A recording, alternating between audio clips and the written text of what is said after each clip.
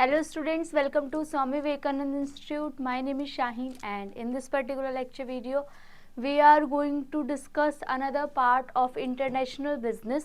और इससे प्रीवियसली हम लोगों ने इंटरनेशनल बिजनेस के सारे टॉपिक्स को वन बाय वन कवर किया है और अब जो पार्ट्स बचे हैं वो आपके इंटरनेशनल इंस्टीट्यूशंस जो डिफरेंट है।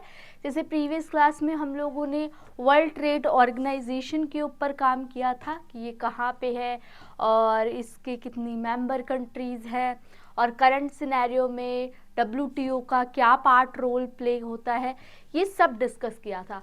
सो आज जो डिस्कस करने वाले हैं that is IMF international monetary fund, वो डिस्कस करेंगे। अब ये आया कब था? सबसे पहला पॉइंट, इंटरनेशनल मॉनिटरी फंड जो है वो 1944 में आया था। लिख लो, लिखते जाओ, ये इम्पॉर्टेंट पॉइंट्स हैं क्योंकि इनके बेसिस पे क्वेश्चन तो अराइज होंगे ही होंगे। सबसे पहला पॉइंट। अब जो सेकंड पॉइंट आता है, इसका हेडक्वार्टर कहाँ है, तो इसकी बात करूं तो सबसे जो फर्स्ट फर्दर मोर पॉइंट है वो है जो IMF है, इसकी फुल फॉर्म क्या है। तो IMF की फुल फॉर्म है इंटरनेशनल मॉनिटरी फंड। सेकंड, ये आया कब था, दैट इज 1944, ठीक है। थर्ड पार्ट, इसका जो हेडक्वार्टर कहाँ है। हेडक्वार्टर की अगर मैं बात करूं तो ये हो जाएगा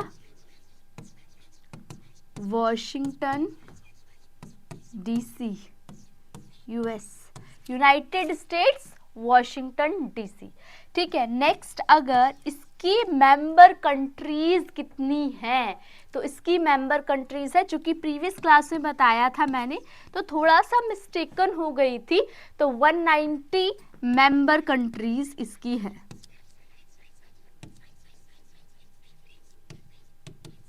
अच्छा, ठीक है, इन सारे पॉइंट्स को एक बार गो थ्रू कर लो, किन किन पॉइंट्स में किन किन चीज़ों की बात करी है।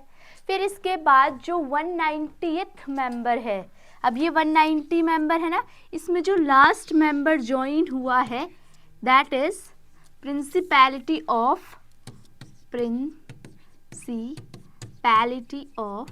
एंडोरा, ठीक है।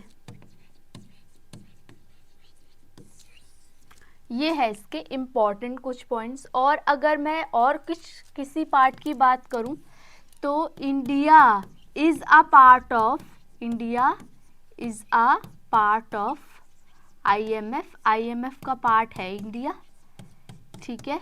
और जब इंडिया ना केवल IMF का पार्ट है, इंडिया एक फाउंडिंग मेंबर है।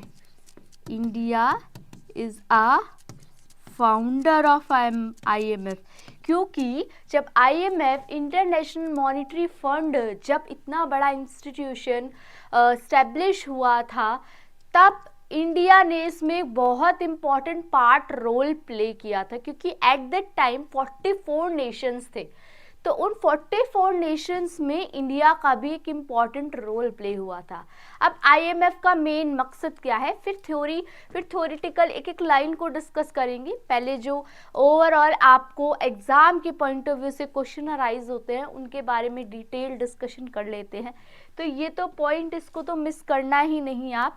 इसके अलावा IMF जो काम करता है वो अपनी फॉरेन एक्सचेंज को, इंटरनेशनल जो मॉनिटरी ट्रांजैक्शंस हैं उनको बढ़ाने का काम करता है, ट्रेड को बढ़ाने का काम करता है, जो पॉवर्टी वाले जो कंट्रीज़ हैं उनकी पॉवर्टी को रिड्यूस कराने वाला काम करता है, ठीक है। इंटरनेशनल मॉनिटरी फंड्स वगैरह प्रोवाइड करता है मेंबर कंट्रीज़ को, और उनके बीच में कोऑपरेशन, मतलब ज़्यादा से ज़्यादा वो साथ रहें, मिलजुल के काम करें, है ना। और अगर ऐसा कोई भी है जो उनकी प्रोस्पेरिटी को हार्म पहुंचाना चाहता है तो उनको कट ऑफ किया जा सके, उनको रिड्यूस किया जा सके उन बैरियर्स को, ठीक है।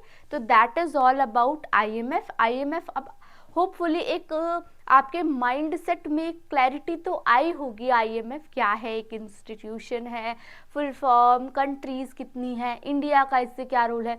अच्छा, एक और चीज़ जो मैं डिस्कस करना चाहूँगी वो ये है कि जब आप कोई भी इंस्टीट्यूशन को या कोई भी इस टाइप की ऑर्गेनाइजेशन को रीड आउट करोगे तो उसमें क्या क्या याद रखना है आपको, उसकी फुल फॉर्म।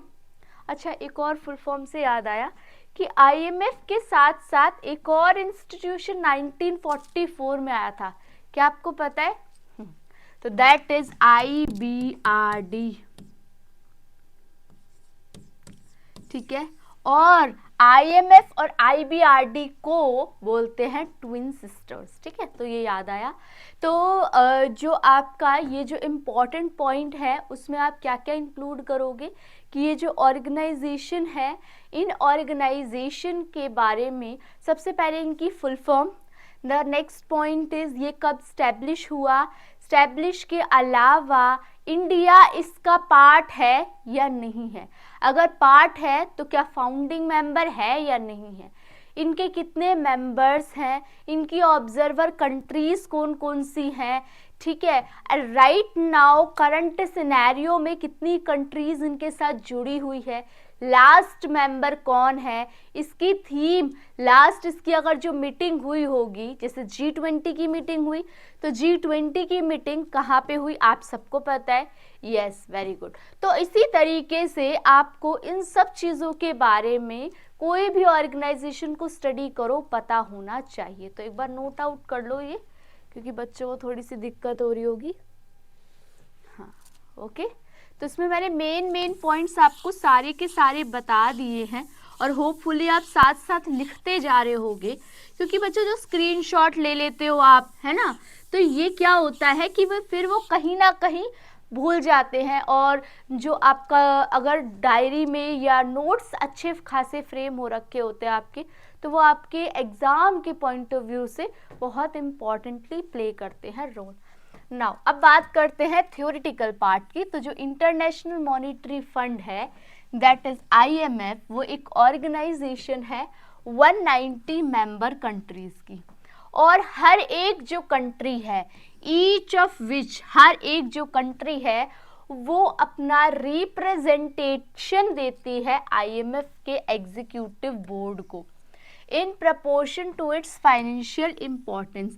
कितना उसकी मेंबर कंट्री में कितना कोटा अलॉटेड है उसके हिसाब से वो अपनी जो भी है रिप्रेजेंटेशन उसके हिसाब से देती है, so that the most powerful countries, जो सबसे ज़्यादा पावरफुल कंट्रीज है ग्लोबल इकोनॉमी में, उनके पास सबसे ज़्यादा वोटिंग पावर है।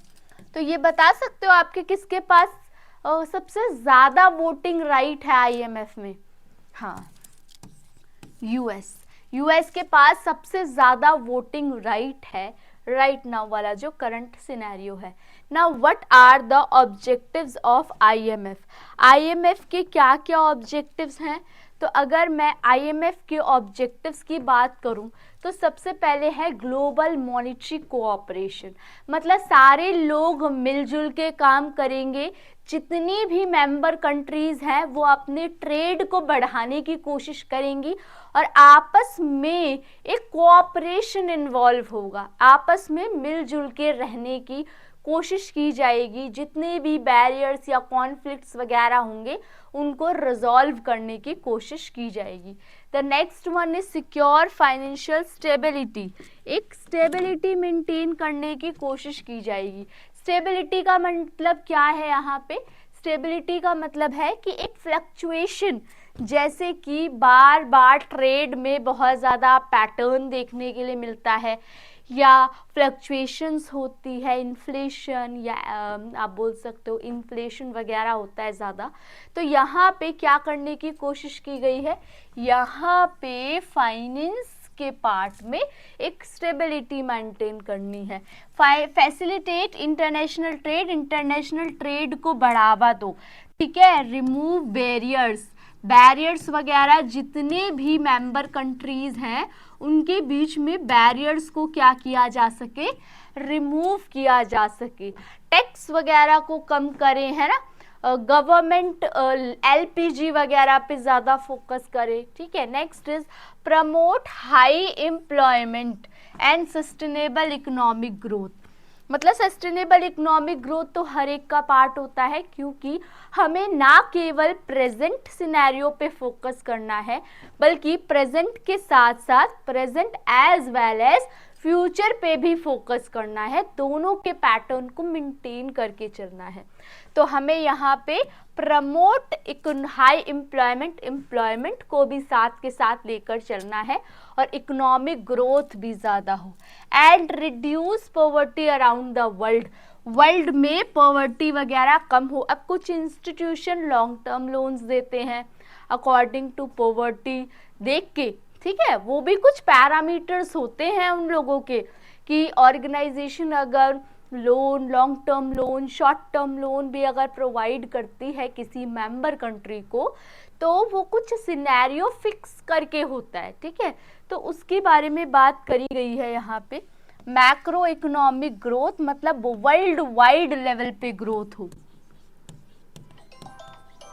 वर्ल्ड वाइड लेवल पे ग्रोथ हो यहाँ पे, ठीक है। मतलब ऐसा नहीं होना चाहिए कि जो ग्रोथ है वो एक लेवल अहेड हो, ठीक है। World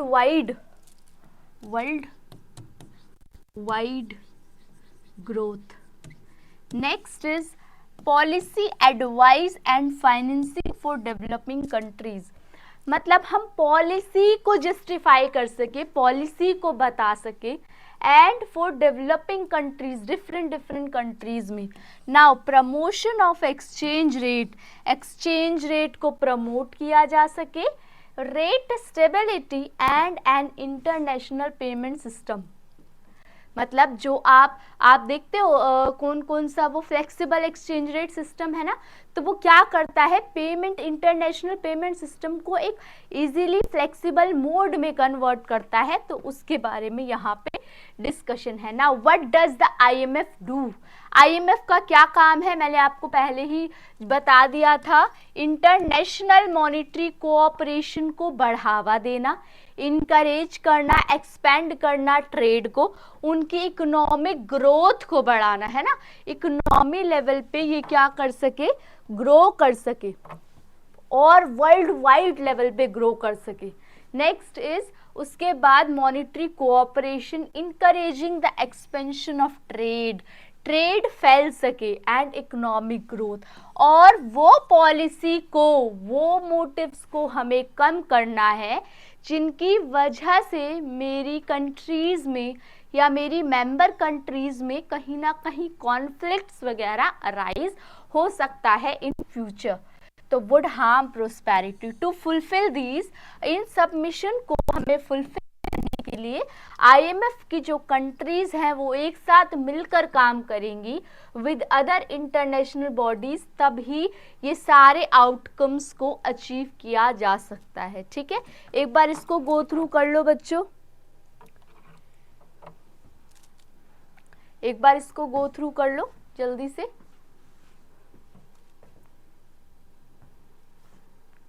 okay, the next one is what is the history of IMF की हिस्ट्री के बारे में बात की गई है। तो जो IMF है इसको also known as fund was conceived at UN 1944 में स्टैब्लिश हुआ था। कॉन्फ्रेंस, ब्रेटन वुड कॉन्फ्रेंस में लाया गया था, new hemisphere united state.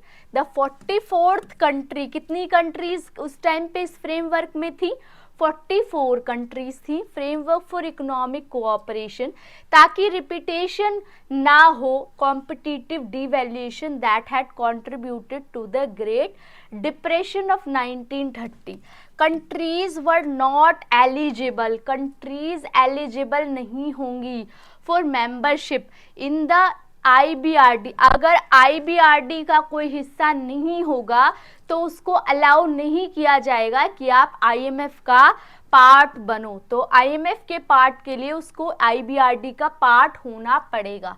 Now IMF as per Bretton Woods agreement, Bretton Wood के एग्रीमेंट के हिसाब से to encourage international financial cooperation introduce a system of convertible currency. हम देखते हैं ना, करेंसी को आराम से एक दूसरे में एक्सचेंज किया जा सकता है, जैसे डॉलर वो यूरो में कन्वर्ट हो रही है, यूरो इंडियन रुपीज़ में कन्वर्ट हो रहा है, तो ऐसे ही वो fix exchange rate and replaced gold. पहले गोल्ड में ट्रेड होता था, यूएस डॉलर से भी पहले गोल्ड में ट्रेड होता था, ठीक है।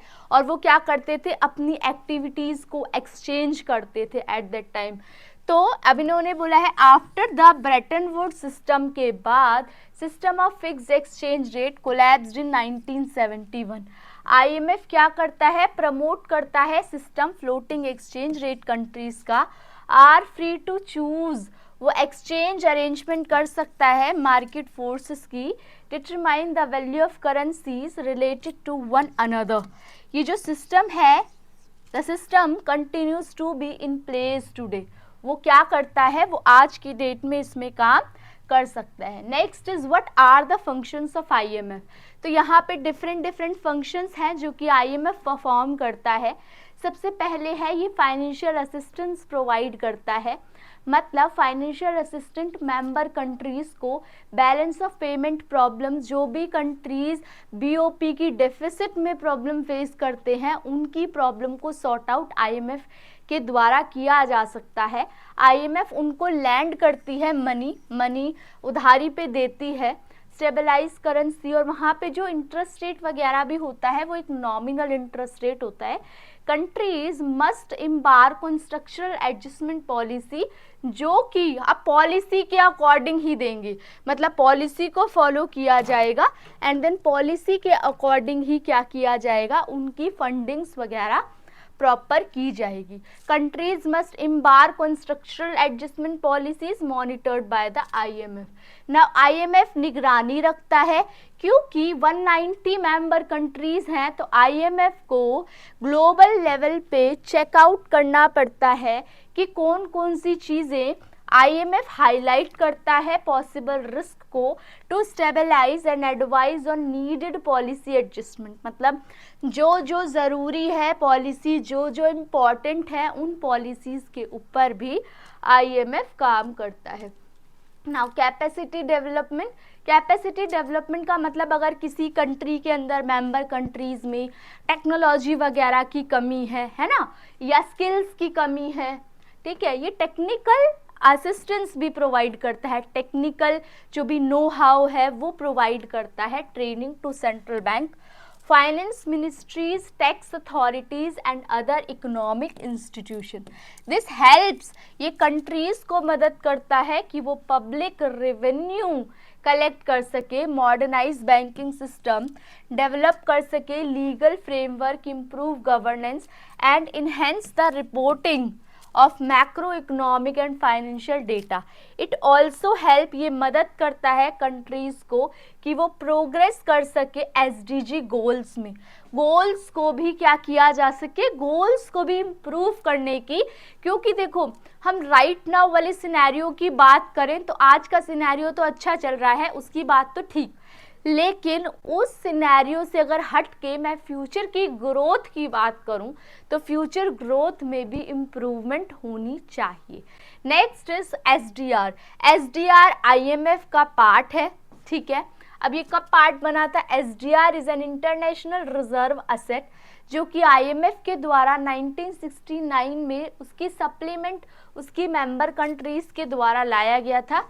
SDR is a special drawing rights, जो कि 5 मेंबर कंट्रीज की बास्केट का पार्ट होता है। 5 जो सबसे स्ट्रॉन्गेस्ट करेंसीज होती हैं उनको जब इकट्ठा किया जाता है तो वो आपकी क्या कहलाती है, एसडीआर कहलाता है। Now to date a total of SDR, कितना एसडीआर है, 660.7 billion, equivalent to about $943 billion. This include, इसके अंदर लार्जेस्ट एवर एलोकेशन होती है एसडीआर की 456 बिलियन अप्रूव्ड ऑन अगस्त 2 अगस्त 2021 के अंदर, अगस्त 23 के अंदर इस सारी चीज़ों की बातचीत की गई थी। Next is this was to address, ये क्यों किया गया था, क्योंकि कहीं ना कहीं एक इम्पॉर्टेंट पैरामीटर को भी देखा गया था। This was to address the long term global need for reserve को बढ़ाने की and help countries cope with the impact of कोविड-19। क्योंकि कोविड-19 में एक पैरामीटर था ना, कोविड-19 में बहुत ज़्यादा फ्लक्चुएशंस देखी गई थी करेंसी को लेके, उनके बारे में। द वैल्यू ऑफ एसडीआर एक बास्केट होती है 5 करेंसी की, जिसमें US dollar, euro, Chinese renminbi, Japanese yen, British pound sterling. अब आप पूछोगे कि क्या मैम ये फिक्स्ड है, तो नहीं बच्चों, ये फिक्स्ड नहीं है। ये जो 5 ईयर्स की करेंसी है वो फ्लक्चुएट होती रहती है हर 5 साल में। तो हर 5 ईयर में जो स्ट्रॉन्गेस्ट 5 होती हैं उनकी बात की जाती है, ठीक है। During the last review, last के हिसाब से कंक्लूड इन नवंबर 2015, बोर्ड ने चाइनीज रेनमिनबी को भी सेलेक्ट किया था। अब आईएमएफ जो है वो इंडिया का फाउंडर है, ये मैं आपको बता चुकी हूँ। इंटर रेगुलेशन के हिसाब से IMF in the field of money वो क्या किया गया है, उसको बढ़ाने की कोशिश की गई है, और पोस्ट पार्टीशन पीरियड से ये इंक्लूडेड है, ठीक है। ये सारे आपके स्टैटिक डेटा हैं जिसको आप पढ़ करके पूरा कंक्लूड कर सकते हो कि 13th के अंदर क्या हुआ था और 14th मई में क्या हुआ था, उन सब के बारे में पूरी डिस्कशन की गई है, ठीक है। तो ये सब आप लोग अपने एंड से कवर करना, कोई भी डाउट हो तो कमेंट सेक्शन में मेंशन कर देना, ठीक है। और आप लोगों से नेक्स्ट लेक्चर वीडियो मिलते हैं। Thank you for watching.